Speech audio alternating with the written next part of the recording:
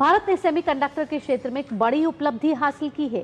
C-DAC ने देश का पूरी तरह स्वदेशी माइक्रो प्रोसेसर ध्रुव 64 लॉन्च कर दिया है। सी-डैक ने इसे माइक्रो प्रोसेसर डेवलपमेंट प्रोग्राम के तहत विकसित किया है। ध्रुव 64 भारत में ही बनाया गया प्रोसेसर है, जिसे सरकारी और निजी दोनों तरह के कामों में इस्तेमाल किया जा सकता है। ये तेज, भरोसेमंद और एक साथ कई काम करने में सक्षम है। और ध्रुव 64 भारत का जो स्वदेशी माइक्रो प्रोसेसर है, उसकी और विशेषताएं आपको बताएं तो इसे इस तरह तैयार किया गया है कि ये अलग अलग हार्डवेयर के साथ आसानी से काम कर सकेगा।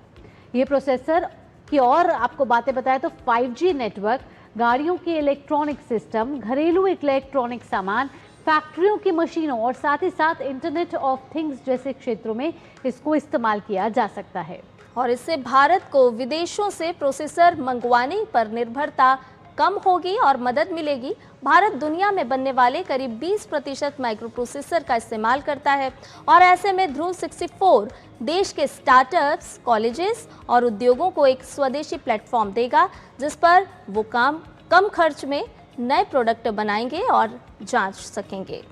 इसके साथ ध्रुव 64 भारत में पहले से ही दुनिया के करीब 20% डिजाइनर यहाँ मौजूद हैं, जिसमें ध्रुव 64 से सेमीकंडक्टर क्षेत्र में कुशल लोगों की संख्या अब और बढ़ने वाली है, यानी कि रोजगार सृजन बढ़ेगा, नौकरियां खुलेंगी और ध्रुव 64 की सफलता से आने वाले धनुष और धनुष प्लस नाम के नए प्रोसेसरों के विकास को भी तेजी मिलेगी, जिन पर फिलहाल इस समय काम चल रहा है। तो ध्रुव तारा तो आप जानते हैं, लेकिन ध्रुव 64 की क्या कुछ खासियत है वो भी हमने आपको बताई टेक टॉक के जरिए। और आइए अब आपको लिए